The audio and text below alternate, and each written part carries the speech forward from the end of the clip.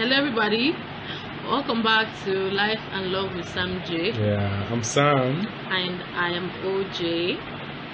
And today we're just going to be doing a quick marriage update. We've been married for as of yesterday we have been married for 3 weeks. Yes. To the glory of God. Yes, to the glory of God. So we're just doing a quick what's it called now? Just an update, how we're adjusting to married life and one or two little things that we have realized or found out. So hi That's sir. true. How you're adjusting to married life? Awesome. Marriage life has been fun. It's been fine. Getting married, I'm out of the shock now. Married. So you're out of shock. Yes. Like you're not shocked. Do you know I can't say the same for myself because like every now and then it still hits me like, oh my god, like I'm married. I don't know why that happens. And that doesn't happen to you. I think that will be an individual difference. I think my mind has adjusted. It was pretty hard for me the first week. 1 week I was still waking up to, it's my friend, am I really married to her? What just happened? What's happening here? And, second week, God has been faithful. It's been fun. No, I mean I know I'm married, but I still get these little moments of like, wow. So like I actually have a husband, like I'm somebody's wife now. I don't know when that will stop. I think when I got engaged, I didn't get used to wearing the ring for like 2 months. I remember. It took me a while. I had to keep taking it off to sleep and stuff, and I wasn't. It took me like 2 months to get really used to wearing it and used to the fact that I'm engaged. So I don't know how long it's going to take me, because marriage seems like it's a bigger deal. So for now, I'm still getting shocked by it. So yeah, how are you doing with conflict resolution? For 3 weeks now, that's been awesome.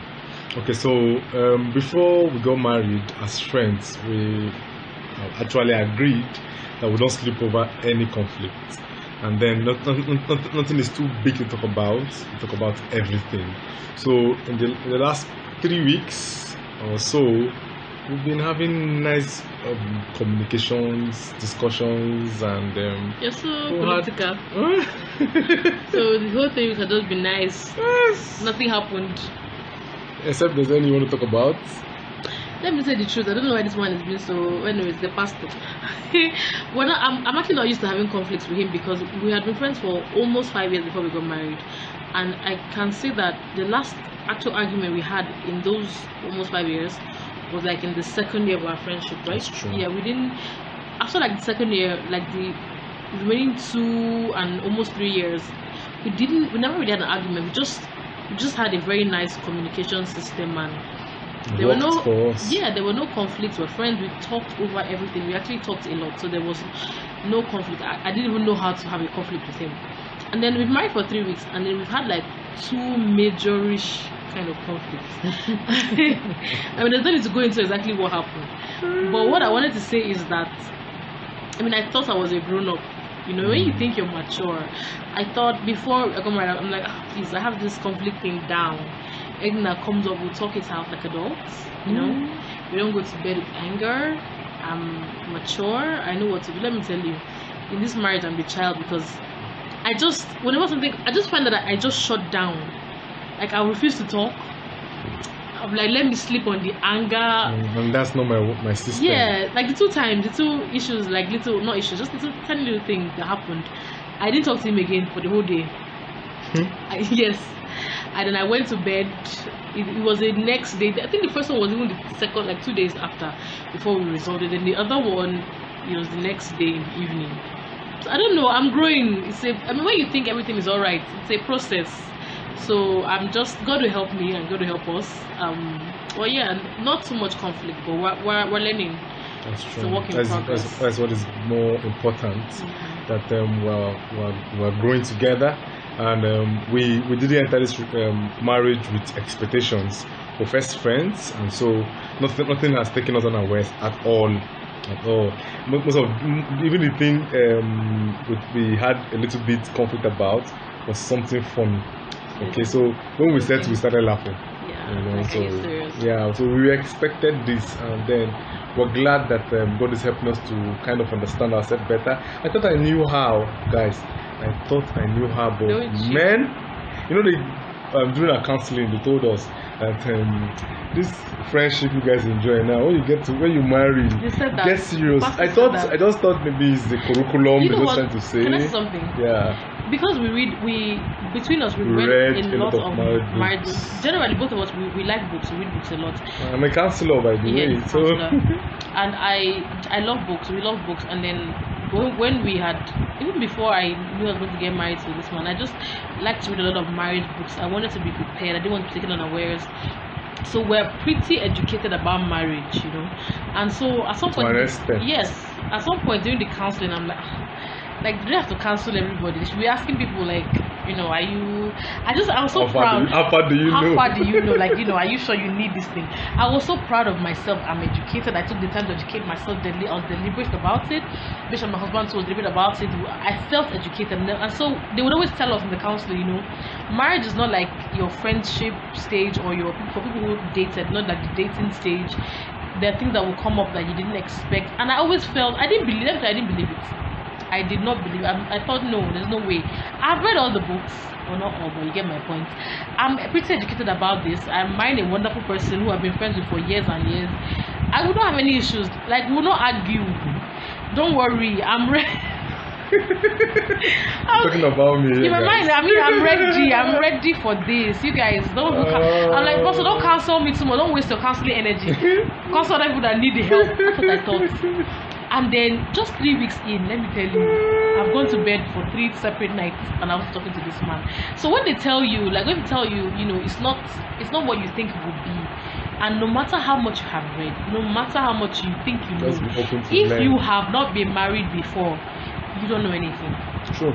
I'm not saying I shouldn't prepare. That's one of the best things we did for ourselves. We read, we prayed together, we studied the Bible, studied Bible marriages, we educated ourselves. But do all of that, but be prepared for the unexpected. It's marriage is awesome so far. I'm just 3 weeks in, but I can tell you it's fantastic. But don't think that you can be so ready that, you know, you close your eyes and walk into it, right? Sure. So I think that was a major point. I want to talk about something else. Yes. How far spiritual life together? Oh my goodness. Let me tell you. Yeah. Now I know why God had to ensure that I get married at the time that I did, even though there seemed like there would be some restriction and stuff, and He didn't allow us to postpone. That's my point. Because I pray. Oh my goodness, I pray so much better now. I think that's the best thing about this marriage so far for me. Apart from being married to my best friend, I pray a lot more, and I pray better. We have because so this is from deliberate action to actually grow our prayer altar together. Yeah. So you know, at times when you wake up you're tired, but you have a partner who's telling you it's not the agreement. You know? So our prayer altar has been fantastic. Awesome. We studied together. Yeah. We even have a prayer bulletin for the week. I was going to talk about that. Yeah. We have a family prayer schedule. It's part of our family plan. We had decided to be very deliberate about our family and our parenting and all of that. So we have a family prayer schedule which we have already drawn up and we're already using. So we have we have specific things we pray about on specific days, and it's like a timetable. It's so amazing. Then we have our family Bible study. We study the Bible together, and then obviously we pray together. And I don't know, we still pray separately, which I love. I had to learn how to pray with somebody. I love praying alone. It's so intimate to me. But I have now learned that there's a place for family prayer, and there's no amount of personal prayer. Praying alone, and continue. Oh, okay. I love praying alone, and I find that I feel like it's so intimate. You know, it's just me and God, and I can say anything. I can cry. I can, you know, say what I really mean, and I have just really learned that there's a place for the family altar and togetherness. Yes, for husband and wife to pray together and families to pray together, and that's something I've learned in this last 3 weeks, and I'm really enjoying. And we're already out of time. We wanted this to be really short as well, so that people don't get bored. So anything else you want to say We're before going we to be go? coming back again. You've seen us all over and over again. But let me also say that so far so good. I've been enjoying myself. That's nice. You see how big I am? Calm I'm down. becoming fleshy, guys. All right, thank you guys so much for joining us again on Thank you, Life and Love with guys. Sam J. Yes. We'll see you guys very soon. God Have a bless blessed you. day, blessed week. Yes. Bye. Bye.